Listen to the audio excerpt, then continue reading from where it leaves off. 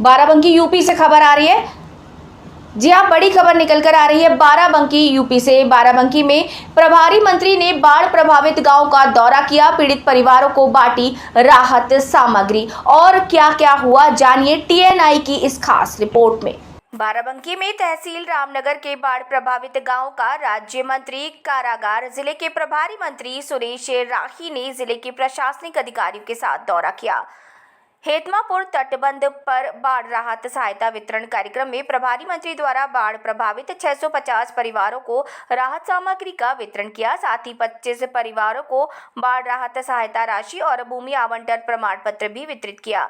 इसके बाद तटबंध पर बन रही बाढ़ चौकी का निर्माण किया। बाढ़ की कटान से प्रभावित हुए बेलहरी, मजरे, सरसंडा गांव पहुंचकर बाढ़ की विभीषिका देखी और प्रभावित परिवारों के दुखद दर्द को सुना और प्रशासन द्वारा दी जा रही सहायता संबंधित जानकारी स्थानीय ग्रामीणों से ली। प्रभारी मंत्री ने कहा कि बार बार आने वाली बाढ़ की समस्या से निदान हेतु हम प्रयासरत हैं। बाढ़ की कटान से प्रभावित गांवों में प्रशासन द्वारा सभी जरूरी सुविधाएं, भोजन, राशन, दवाई और पशुओं के चारे का इंतजाम युद्ध स्तर पर किया जा रहा है। काबिले तारीफ है, स्वास्थ्य विभाग की मेडिकल टीम लगातार बाढ़ प्रभावित परिवारों की चिकित्सकीय सेवा में लगी है। बाढ़ का स्थायी समाधान करने का प्रयास भी किया जा रहा है। जिनकी जमीनें बाढ़ में कट गई उन्हें प्रशासन द्वारा जमीनों के पट्टे दिए जा रहे हैं। जिनके आवास बाढ़ में गिर गए, ढह गए, उनके खातों में सहायता राशि भी भेजी जा रही है। इसके बाद बतनेरा गांव में बन रहे बाढ़ प्रभावितों के आवासों का निरीक्षण किया और आवश्यक निर्देश भी दिए। निरीक्षण के उपरांत प्रभारी मंत्री विश्व प्रसिद्ध पौराणिक स्थल श्री लोदेश्वर महादेव मंदिर पहुंचे। श्री राही ने लोदेश्वर महादेव मंदिर के गर्भगृह में पहुंचकर विधि विधान से जलाभिषेक कर पूजन अर्चन कर साष्टांग प्रणाम कर विश्व कल्याण की कामना की। प्रभारी राज्य मंत्री श्री सुरेश राही ने कहा कि आज लोदेश्वर महादेव के दर्शन करके मैं धन्य हो गया।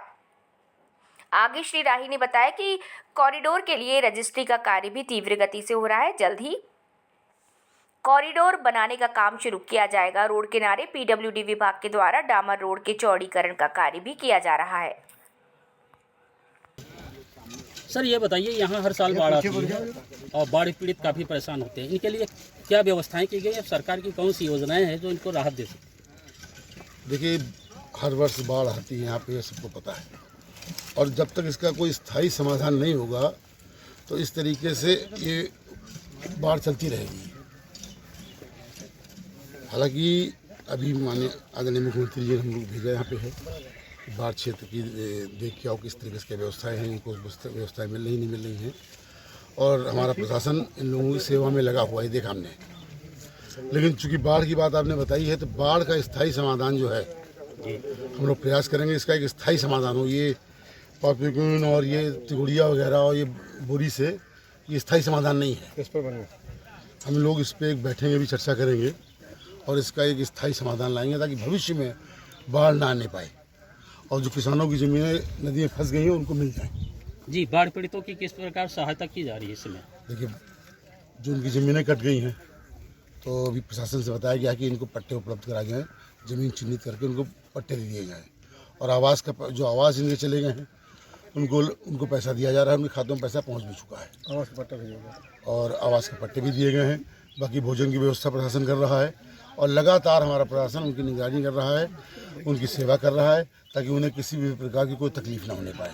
Thank you sir. मंत्री जी, जिन किसानों की जमीन कटी उन्हें 3750 रुपये बीघे दिया जा रहा है, क्या सरकार इस पर कोई विचार करेगी? बेहद कम। वो तो फसल का है, फसल का नहीं, फसल जमीन का कटने का है, जमीन कटने का है। 3750 रुपये जमीन जिसकी एक बीघे 3750 जो मानक होगा। जो पट्टे की बात हुई, ज़मीन की बात हुई आपने है, वो हमने बोल दिया उनको 5-5 बीघे का पट्टा या जो भी संभव हो वो किया जाए।